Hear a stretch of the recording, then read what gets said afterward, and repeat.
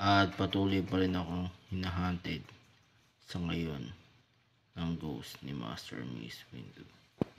At nais ko sanang hanapin ngayon si General Kenobi para makahingi ng tawad dito sa ginawa kong tangkang pagpatay sa kanya noong panahon ng Order 66. At nais ko rin na sabihin na hindi kasalanan ng mga clones ang Order 66.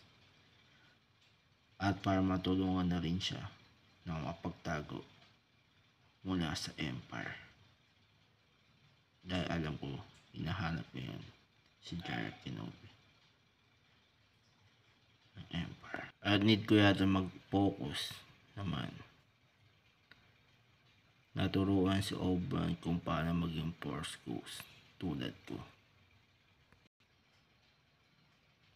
At aaminin ko naman na naging first student ko dati sa aking academy ay isang former Sith.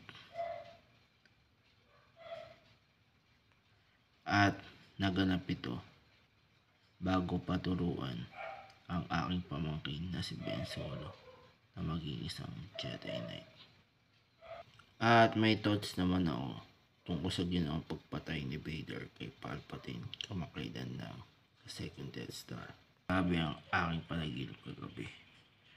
Napaginipan ko si Revan, si Darth Revan ang nakakita sa akin sa Tatooine at kinuha niya ako dito upang turuan at gawing padawan niya. May thoughts naman ako sa ginawa ni Master Mace Windu during Return of the Jedi. At bala ko rin sanang tanongin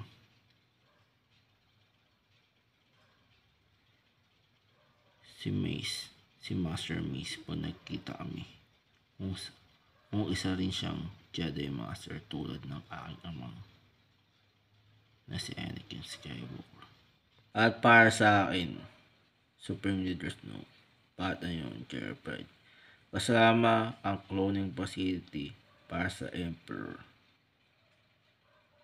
sa Oplan Necromancer. Kahit nakatakas ba si Omega, need pa rin matuloy ang cloning program sa pamagitan ng isang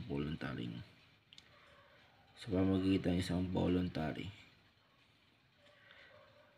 ang ina ni Dayton Palpatine para lamang muling mabuhay ang ating Emperor kahit sa clone body pa rin. Grabe, napaginipan namin ni Savage kagabi na napatay namin dalawa ang aking former apprentice na si Darth Sidious sa may Mandalore. Gusto ko sana magpalit ng isang astronomic droid bilang alaala at tribute na rin sa dati kong astronomic droid na si R2-D2. At may sinister plan din akong binubuo sa ngayon bilang emperor nyo. At bilang isang stormtrooper, syempre may wish ako para kay Lord Vader, lalo na sa nalapit na birthday nito next week. At tatanggi talaga ako nagawan ng mga clone ang mga naputol kong limbs. Malakas talaga ang tiwala ko sa aking sarili bilang Grand Map at director nitong Death Star dahil sa laki ng tiwala sa akin ni Emperor Palpatine. At may aralin naman ako isang ancient rituals para magawa kong matalunin si Emperor Palpatine. At ipapadala naman ako ng Jedi Council ngayon sa planetang Maginto para tulungan ko daw si Master Ki-Adi-Mundi doon. Master Yoda, bakit ano yan, Skywalker? Pwede ba tayong maglaban ngayon ng 101? Niyayaya mo ba ako, Skywalker, o sinusubukan mo lang? Parehas po, Master Yoda.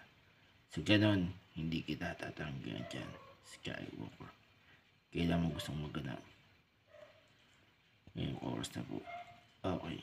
At may thoughts din naman ako sa anak na lalaki ni Anakin na si Luke Skywalker during sa Return of the Jedi.